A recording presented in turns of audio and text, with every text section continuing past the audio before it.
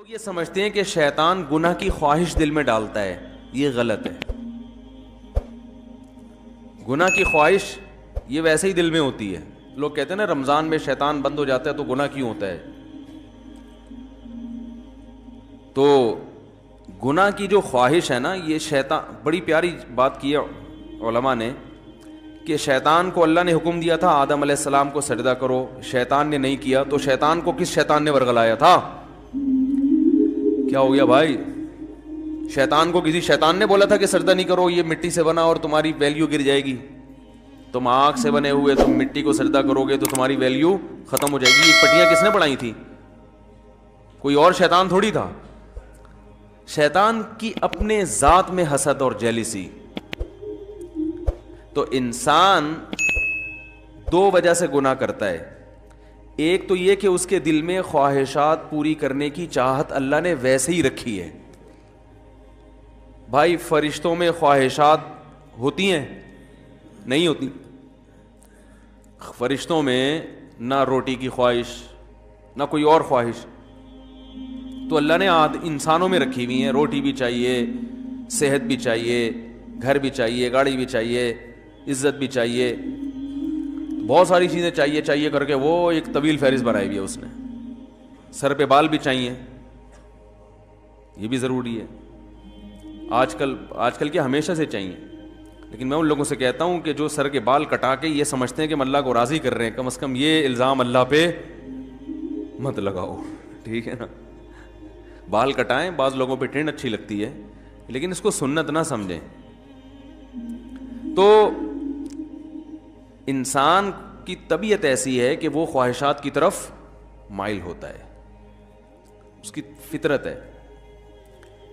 وہ تو شیطان نہ بھی کہے تو مائل ہوتا ہے۔ دیکھو جب روزہ رکھتے ہیں تو ہمارا پانی پینے کا دل چاہتا ہے کہ نہیں چاہتا ہے؟ پیاس میں تو یہ شیطان سمجھا رہا کہ پانی پیو؟ بولے نا بھائی، وہ تو میڈیکل سائنس یہی کہتی ہے کہ جب پیاس لگے گی تو پانی پینے کا دل چاہے گا، تبھی تو روزے کا ثواب ملے گا۔ بھوک لگے گی تو روٹی کھانے کا دل چاہے گا۔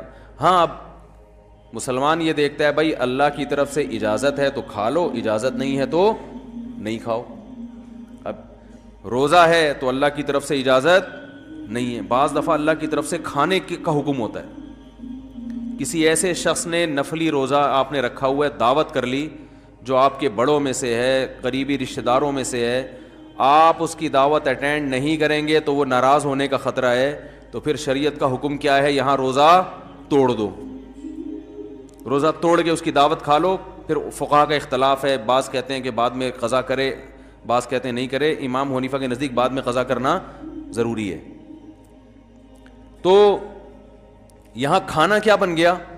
حالانکہ اس وقت دل چاہ رہا ہوتا ہے کہ نہیں کھائے، کیونکہ اتنی مشکل سے دوپہر تک کا روزہ آپ نے برداشت کر لیا، صبح کی چائے چھوڑ دی، گٹکا بھی نہیں کھایا، صبح پان بھی نہیں کھایا، اتنی قربانیاں دے کے 12-1 بجے تک آپ پہنچے اور دعوت آ گئی، اور ایسی کی دعوت آئی جو آپ کے چچا لگتے ہیں رشتے میں اور بڑے قریبی ہیں۔ اب وہ ناراض ہو جائیں گے کہ یار آج ہی روزہ رکھنا تھا، میرے بچے کا ولیمہ ہے، آج ہی روزہ رکھنا تھا۔ تو بہتر کیا ہے کہ آپ روزہ، حالانکہ یہاں دل چاہ رہا ہوتا کہ نہیں توڑو، کیونکہ فقہ حنفی میں تو بعد میں قضا کرنی پڑے گی نا اس کو، یا تو چلو بالکل ہی غریبی میں معاف ہو رہا ہوتا، کہتے بعد میں کون قضا کرے گا یار، آج رکھ لیا۔ تو خواہشات، یہ شیطان نہ بھی ہو تو انسان کے دل میں اللہ نے خواہشات کا ایک سمندر رکھا ہے۔ شیطان کیا کرتا ہے؟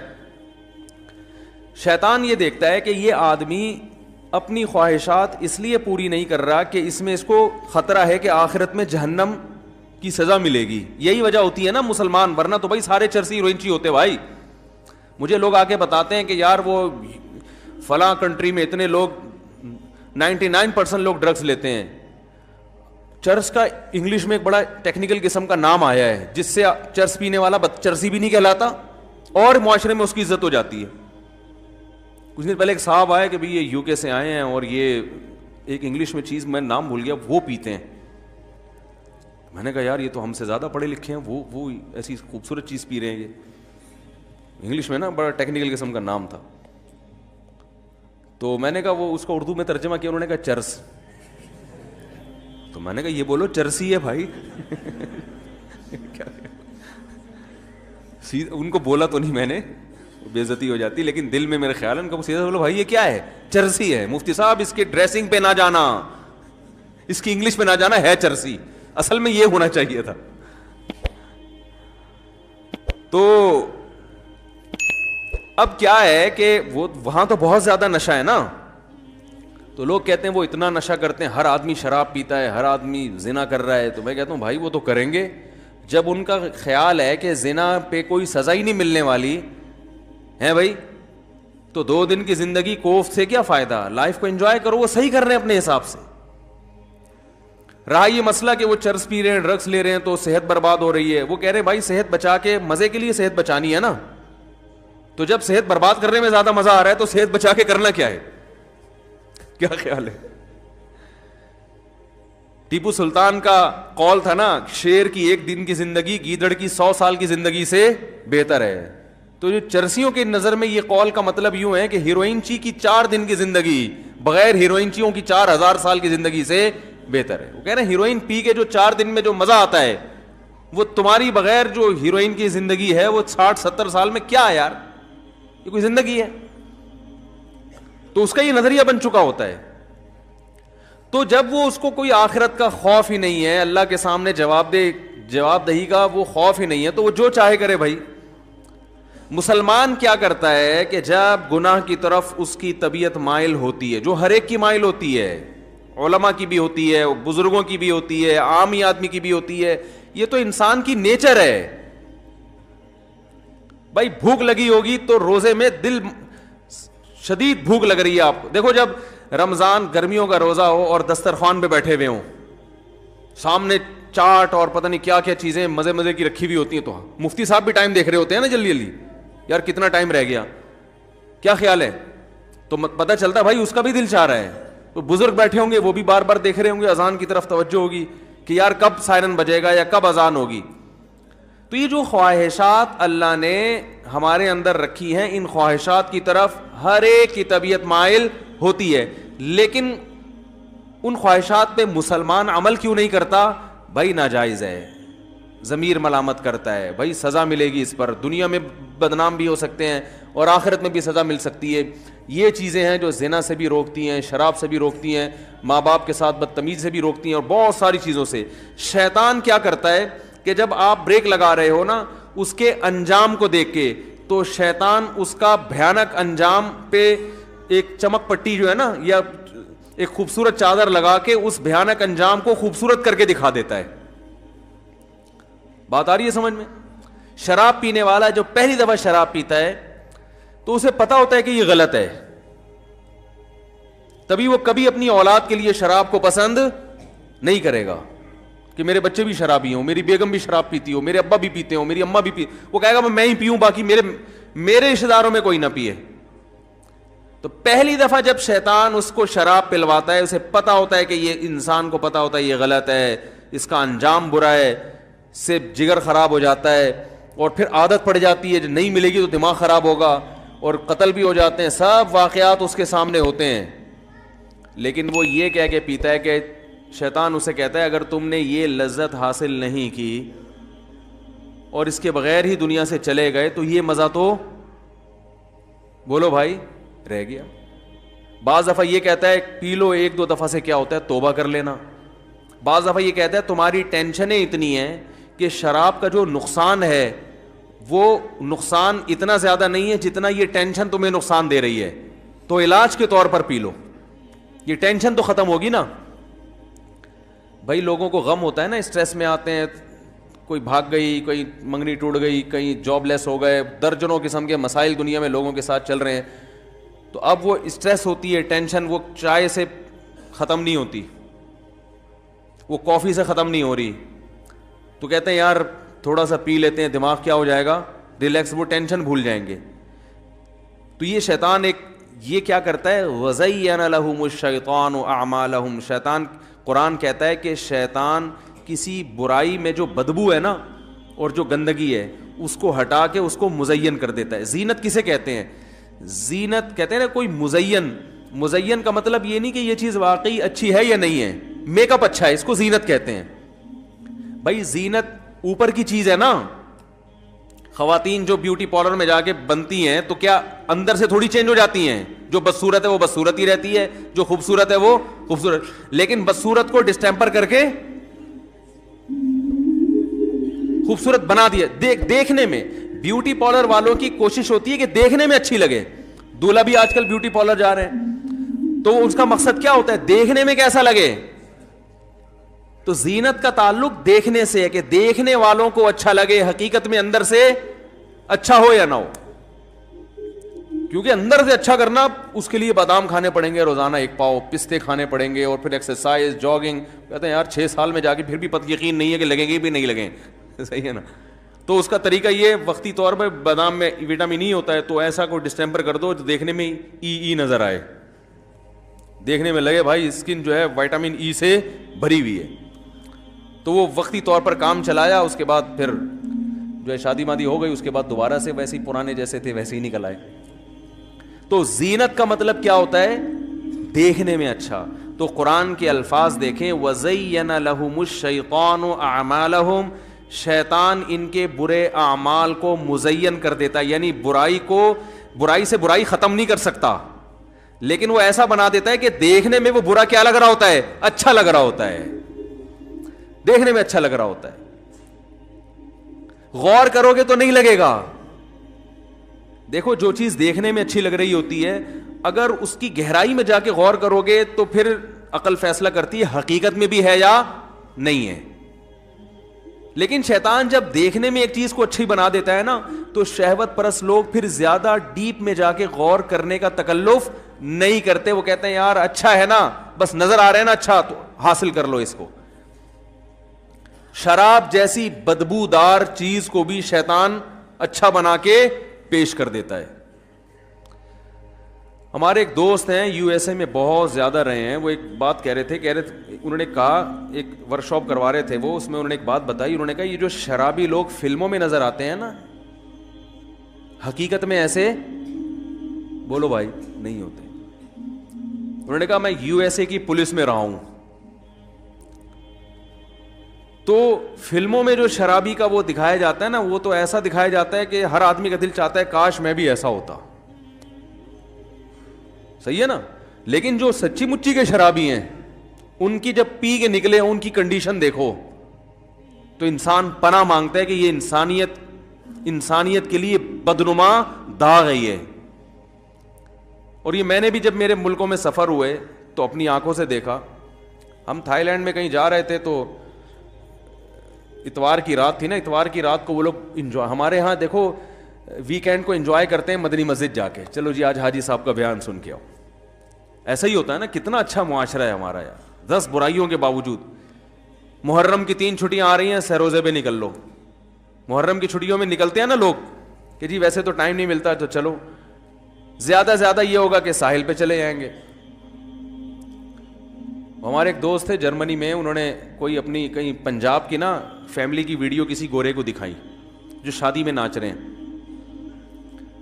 تو ہم تو اسی پہ لا حول ولا قوت پڑھتے ہیں کہ بھائی ناچ رہے ہیں یار کتنی بری بات ہے۔ تو گورے کو اس پہ ہو رہا تھا اتنے اچھے لوگ ہیں، یہ کہہ رہے یہ شراب نہیں پی انہوں نے، یعنی گورے کا خیال یہ تھا یہ پی کے ناچ رہے ہیں۔ تو ہمارے وہ دوست میرا شاگرد ہے، اس نے کہا کہ ان میں سے ایک نے بھی پی نہیں ہے، اور یہ معاشرے کے لبرل ترین لوگ ہیں، صحیح ہے نا، جو مذہب سے بالکل دور ہیں، جن میں مرد بھی ناچ رہے ہیں عورتیں بھی ناچ رہے ہیں۔ تو گورے کو یہ نہیں تھا مخلوط ماحول، توبہ توبہ، یہ تو ان کی ڈکشنری سے ہی نکل چکی ہیں چیزیں۔ وہ یہ تھا گورا پوچھ رہا تھا انہوں نے تو شراب پی بھی ہوگی، تو انہوں نے کہا نہیں بھائی اتنے خراب نہیں ہیں بغیر پیے ناچ رہے ہیں۔ تو اس پہ اس گورے نے یہ اشکال کیا کہ یار یہ پیے بغیر اتنا خوش کیسے ہیں کہ ناچ رہے ہیں، یعنی بغیر پیے یہ خوشی سے ناچ رہے ہیں، کیونکہ اس کا خیال یہ تھا کہ غم بھلانے کے لیے پینا ضروری ہے، اور غم اتنے جب کسی کے ساتھ لگے ہوئے ہوں تو وہ ناچ نہیں سکتا، اور یہ بھی لازمی ہے کہ ہر ایک کے ساتھ اتنے غم بھی لگے ہوئے ہیں۔ تو یہ سارے مقدمات اس نے خود فرض کیے۔ تو اس نے سوال یہ کیا کہ یار یہ بغیر پیے کیسے ناچ رہے ہیں، اتنے خوش کیسے نظر آ رہے ہیں۔ تو میں نے اس سے کہا، اس شاگرد سے، دوبارہ اس گورے سے ملاقات ہونا تو اس سے کہنا کہ آپ کو اس پر اشکال ہوتا ہے کہ یہ پیے بغیر اتنے خوش کیسے ہیں کہ ناچ رہے ہیں۔ تو تو کہنا کہ ایسا طبقہ بھی ہے جو ناچے بغیر خوش ہے, اس کو خوش رہنے کے لیے ناچنے کی ضرورت بھی نہیں ہے. سمجھ میں آ رہی ہے بات؟ کیونکہ یہ تو ان کے ہاں یہ تو تصور ہی نہیں ہے نا کہ بغیر ناچے نہ ڈرامے نہ فلمیں, ویسے ہی مدنی مسجد جا کے خوش ہو رہے ہیں یار, ہیں ویکینڈ کو انجوائے کیسے کر رہے ہیں, محرم کی چھٹیوں میں سہ روزے کی جماعتیں, اس پہ خوش ہیں, 4 مہینے کے لیے گئے ہوئے خوش ہو گئے. ان کی خوشی مصنوعی ہے, خوش ہونے کے لیے ان کو ناچنا پڑتا ہے. سمجھ میں آ رہی ہے بات؟ تو خیر جلدی سے موضوع سمیٹوں, یہ گھڑی بھی 7:45 بجا رہی ہے. اب دیکھو میں تو 12 گھنٹے اور کھینچ لیتا بیان, یہ تو شکر ہے مجھے پتا چل گیا کہ یہ گھڑی کیا ہے, سامنے والی گھڑی خراب ہے, اب اس میں دیکھنا پڑے گا. تو آدم علیہ الصلاۃ والسلام, ہاں اللہ تعالیٰ نے ان کو جنت سے نکالا. تو قرآن کے الفاظ ہیں کہ شیطان کیا کرتا ہے, عمل کو مزین, برے عمل پہ خوبصورت جیسے کوئی گند پڑا ہوا ہو, اس پہ آپ ایک ریشمی چادر ڈال کے سامنے رکھ دیں تو دیکھنے میں لگے گا بھائی بڑی کوئی مرغوب ڈش ہے, اندر جاؤ گے گھسو گے تو پتا چلے گا گند ہے. تو شیطان بھی پٹیاں پڑھاتا ہے, شرابی کو یہ سکھا دیتا ہے کہ بھائی دیکھو پی لے کے تھوڑا سا کیا ہوگا, سٹریس ختم ہو جائے گی, ہر وقت کی ٹینشن. تو یہ نہیں پتا بھائی صاحب تو نے جو اتنی ٹینشنیں پالی ہوئی ہیں ان میں سے ایک اور ٹینشن پال رہا ہے تو, 10 پہلے تھی, یہ ٹینشن ختم نہیں کرے گی بلکہ ایک اور ٹینشن, اب ایک شراب کی ٹینشن بھی تمہارے ساتھ لگ گئی ہے. پہلے 10 غم تھے, 10 غم میں ایک جاب لیس ہونا, ایک بیگم کا قابو میں نہ آنا, اور عاملوں کا پیسے کھا جانا, صحیح ہے نا, گھر میں خون کے چھینٹے نظر آنا, سر پہ بال نہ اگنا, اور چھوٹے بھائی کے ساتھ یہ گھٹنے کا مسئلہ, اور بڑے والے کے ساتھ گردے کا مسئلہ, اور تمہیں شوگر کا مسئلہ. یہ 10 قسم کی ٹینشنیں اور تھیں جن کو سوچ سوچ کے تم پاگل ہو رہے تھے. محلے میں عزت نہ ہونا. اب شراب ان ٹینشنوں کو ختم نہیں کرے گی, ایک اور ٹینشن پیدا کر دے گی. وہ ٹینشن یہ کہ اب یہ نہ ملی تو وہ باقی 9 ٹینشنیں بھول جائے گا. تو سب سے بڑی ٹینشن تیری یہ کہ یہ ہر وقت چاہیے تجھے, اور جب پیے گا تو پبلک ٹینشن میں آ جائے گی تیری وجہ سے. کیا خیال ہے؟ بیگم الگ ٹینشن میں. تو اب تو سراپا ٹینشن بننے والا ہے, سر سے پاؤں تک قوم کے لیے ٹینشن. کبھی ڈرائیونگ کے دوران زیادہ پی لی تو بندے مار دیے 2-4. میں ایک دفعہ پائلٹ کے ساتھ سفر کر رہا تھا, ایک بڑے زبردست, میں نہیں اب کمپنی کا نام نہیں لوں گا, انہوں نے منع کیا تھا. تو سلام دعا نکل آئی تو ان سے اچھی سلام دعا ہو گئی جہاز میں نا. تو وہ انہوں نے بڑے دلچسپ واقعات سنائے. میں نے کہا یار یہ جہازوں کے حادثات کے واقعات, میں نے کہا یار یہ اتنا زیادہ غیر ملکی ممالک میں سیکیورٹی ہے تو وہاں جہاز کے تباہ ہونے کے واقعات کیوں ہوتے ہیں؟ بھائی سیکیورٹی کے لحاظ سے ہم تو ان کا مقابلہ کر ہی نہیں سکتے, تو وہاں تو جہاز تباہ ہونا ہی نہیں چاہیے کبھی بھی. تو وہاں کیوں ہو جاتا, ترقی یافتہ کنٹریز میں کیوں ہوتا ہے, وہاں بھی بعض دفعہ ہو جاتے ہیں نا. تو انہوں نے کہا کچھ واقعات تو ایسے ہوئے ہیں کہ پائلٹ نے زیادہ پی لی تھی, حالانکہ چیک اپ ہوتا ہے ان کا, لیکن وہ چیک اپ ہونے کے باوجود بھی بعض دفعہ آدمی, بھائی چیک اپ جس ڈاکٹر نے کیا 2 بوتلیں اس کو بھی دے دو, نکل لو, اس میں کیا خیال ہے؟ اب ان چیزوں پہ گرفت ممکن تھوڑی ہے, کچھ بھی ہو سکتا ہے کھلا پلا کے. تو وہ زیادہ پی لی, اس سے وہ پائلٹ بہک گئے. بعض دفعہ ایسا ہوتا ہے کہ وہ ٹینشن اتنی نا, انہوں نے ایک واقعہ سنا ہے کہ ایک واقعہ ایسا ہوا کہ پائلٹ اتنی ٹینشن میں تھا کہ اس نے خودکشی کا ارادہ کر لیا. تو اس نے کہا اکیلے مناسب نہیں ہے, قوم کو ساتھ لے کے جاؤ. تو وہ یا کوئی قوم سے کوئی پھڈا ہو گیا ہوگا, کیا ہوگا وہ جہاز میں. بہرحال اس نے کیا کیا, جہاز کا رخ نیچے کر کے اور وہ دوسرے کو بھی اپنے ساتھ کچھ سنگا دیا یا کیا کیا, مجھے پورا واقعہ کئی سال پرانا انہوں نے یہ واقعہ ہے. اور وہ نکل لیے واش روم میں, واش روم میں جا کے کنڈی لگا دی, جہاز جا رہا ہے, اب پبلک چیخ رہی ہے بھائی نکالو اس کو باہر, لاک کر دیا ہے, کیا کر دیا واللہ عالم. تو بھائی مذہب کا ہونا بہت ضروری ہے. مذہب آپ کو ٹینشنوں سے لڑنے کا حکم دیتا ہے, ٹینشنوں کے سامنے ہتھیار ڈالنے کی اجازت نہیں دیتا, تسلیاں دیتا ہے. خودکشی کرنے والا کو بھی تو شیطان مزین کر دیتا ہے نا, کتنی بڑی برائی ہے, خود بھی مر رہے ہو, لوگوں کو بھی ٹینشن میں ڈال رہے ہو. لیکن خودکشی کرنے والے کے اس برائی کو شیطان مزین کر دیتا ہے کہ بھائی مر جاؤ گے تو ٹینشن ختم. حالانکہ ٹینشن تو بڑھے گی مرنے کے بعد, ختم تھوڑی ہوگی, اللہ کے سامنے حساب دینا پڑے گا. تو شیطان کی عادت یہ ہے کہ وہ برائی پہ اچھائی کا لیبل لگا کے, جیسے ہم لوگ ہر مشین پہ میڈ ان جاپان لکھ کے بیچ دیتے ہیں نا. مجھے ایک دفعہ بلڈ پریشر کی مشین چاہیے تھی اوریجنل کے چکر میں پورا کراچی پھرا ہوں میں, بالآخر ہر جگہ گئے, بڑی مہنگی ملی, مہنگی. میں نے کہا یار مہنگی کو چھوڑو, اوریجنل ہو, ڈیجیٹل مشین جو ہے نا. تو ایک شاپ پہ گئے, اس نے کہا یہ آپ چونکہ مفتی صاحب ہیں جھوٹ نہیں بول سکتے, یہ سچی مچی کی اوریجنل جاپان کی. تو ہم ابھی لینے ہی لگے تھے کہ پڑوسی نے آنکھ ماری نا مجھے, جو وہاں قریب میں تھا نا, اس کے پاس گیا, اس نے کہا اوریجنل نہیں ہے. اس نے کہا یہی میرے پاس بھی ہے لیکن میں نے آپ کو نہیں دی کہ آپ کے بیان سنتے ہیں ورنہ ہم بھی یہی لوگوں کو پہنا رہے ہیں, لیکن آپ کے چونکہ بیان سنتے ہیں تو اس لیے میں نے کہا کہ یہ لکھا ہوا ہے میڈ ان جاپان. لکھنے پر گورنمنٹ کی طرف سے کوئی پابندی نہیں, کچھ بھی لکھ دو کسی کے اوپر. تو شیطان ہر برائی کو مزین کر دیتا ہے. جھوٹ بول کے لوگ تجارت کرتے ہیں. ایک صاحب نے مجھے کہا میں جاب کرتا ہوں, میرا بزنس ہے کپڑے کا نا, تو میں بیچتا ہوں تو مجبوراً کچھ جھوٹ بولنا پڑتا ہے کیونکہ آج کل اس کے بغیر بزنس نہیں ہے. میں نے کہا ٹھیک ہے, پھر لوگوں کو بھی بتا دو کہ چونکہ بزنس نہیں چل رہا تو تم جب لوگوں سے کوئی چیز خریدو تو ان کو بتا دو کہ تم بھی مجھے جھوٹ بول کے بیچا کرو, کیونکہ بزنس تمہارا بھی نہیں چل رہا, صرف تم ہی اکیلے ٹھیکیدار تھوڑی ہے دنیا میں جس کا بزنس چلنا چاہیے.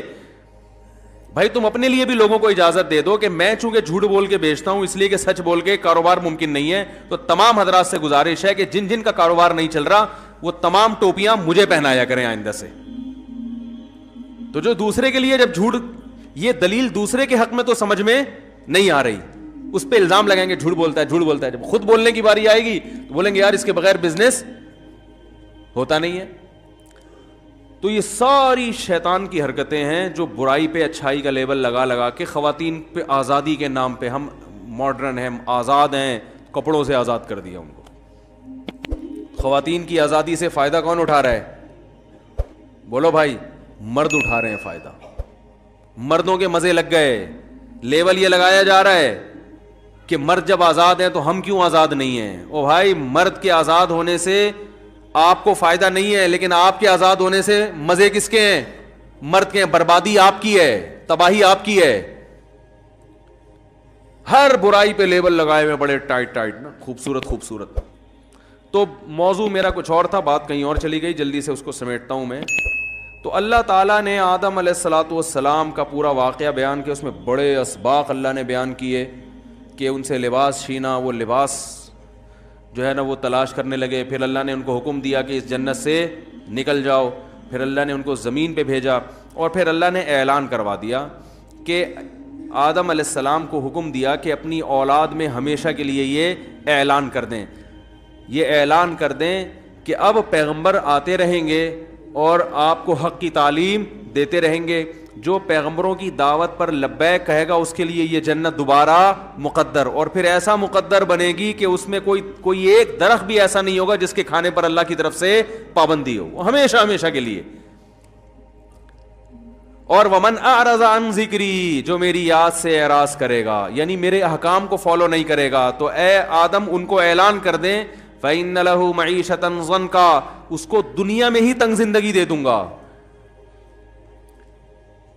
کتنے لوگ ذہنی مریض بن چکے ہیں. اسٹریس ہر آدمی کی بیماری ہے, ہر آدمی کی, ہر دوسرا آدمی کس میں ہے. ایک صاحب میرے پاس آئے, کہہ رہے مفتی صاحب ایک عجیب ٹینشن ہے, نیند نہیں آتی, پریشان ہوں. میں نے کہا کیا وجہ پر؟ کہہ رہے وجہ تو کچھ بھی نہیں ہے. کہہ رہے سب کچھ صحیح ہے پھر بھی کیا ہے؟ خوف ہے, پریشانی ہے, ٹینشن ہے.